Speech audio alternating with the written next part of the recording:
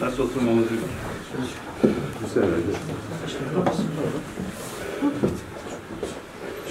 Oradayız efendim. Yayın gidiyor değil mi? Gidiyor. Evet. Basın açıklaması var. baş başa. Keşke kalkmasaydı.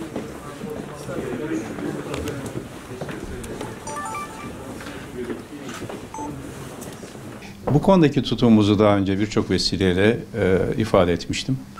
Bu ve benzer konulardaki ben bazı hukuk ilkelerinin belli kişi isimler üzerinden tartışıldığında hukuk ilkelerinden sapmalar yaşandığını acı bir şekilde tecrübe ederek gördüğümüz kanaatindeyim.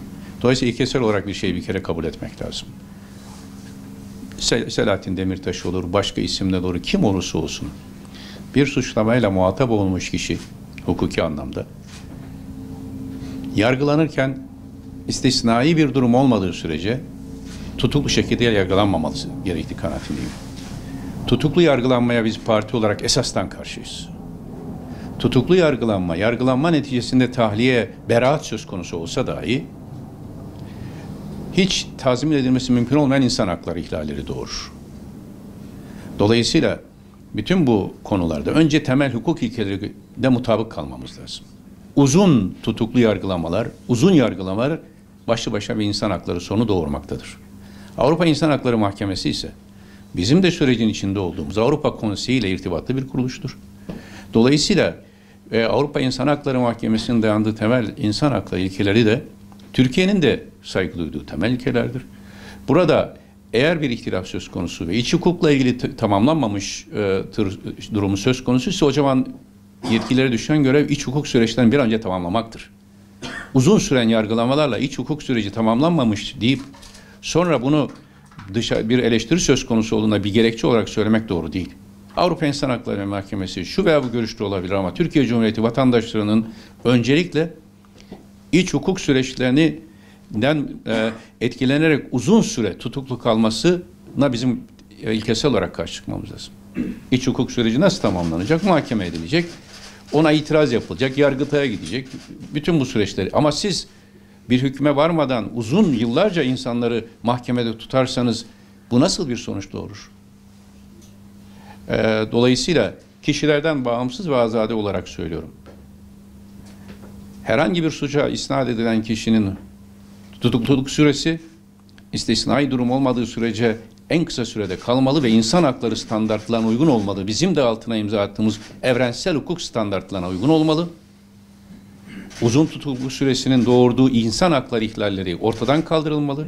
Mümkün olan en kısa sürede hükme gidilmeli ve beraat ediyorsa hakları tazmin edilmeli. Suçlu görülüyorsa ondan sonra diğer hukuki süreçler tamamlanmalı. Ama yıllarca süren bir hukuk süreci varsa iç hukuk süreçleri bitmedi. Dolayısıyla bu konuda bir fikir beyan edilemez demek de tutarlı olmaz. Ben de bu verilen kararla ilgili olarak hem dosya hem de AİHM'in verdiği, genel kurulun verdiği karar içeriği hakkında ayrıntılı bilgiye sahip değiliz.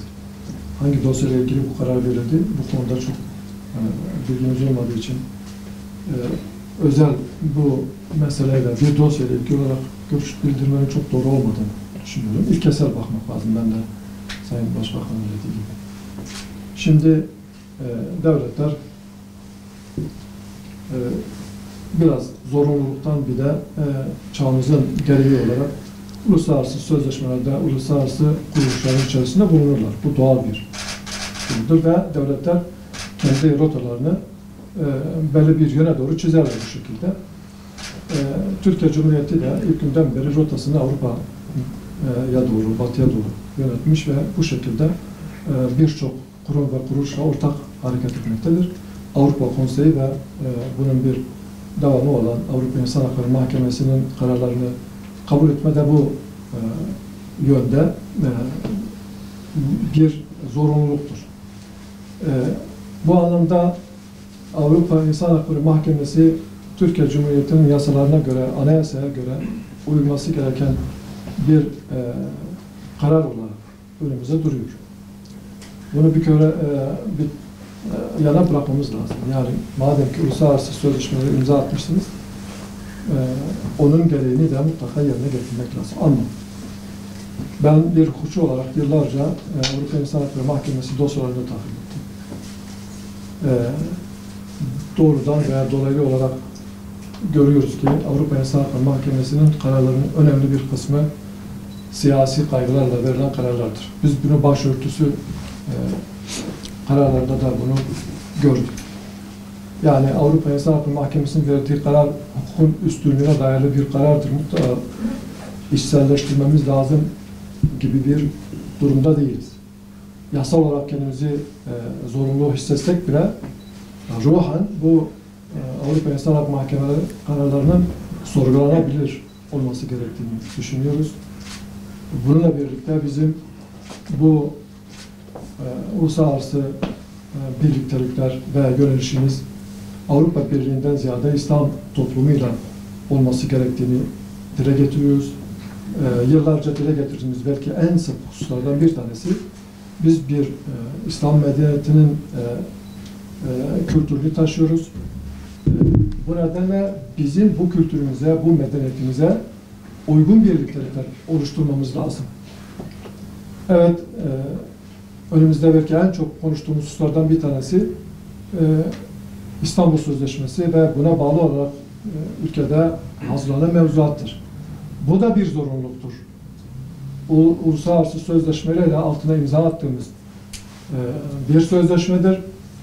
Hukuken onun sonuçlarına katlanmak zorundasınız, gereğini yerine getirmek zorundasınız. Ama biz bunun yanlış olduğunu düşünüyoruz. Bizim medeniyetimize ve kültürümüze aykırıdır. Batı medeniyetiyle bizim medeniyetimiz bu anlamda bir gen uyuşmazlığı var. Türkiye'nin yönünü artık Batı'dan gelen her şeye açık, her gelen karara uyan bir mekanizmaya dönüşmesinden vazgeçmesi lazım diye düşünüyoruz.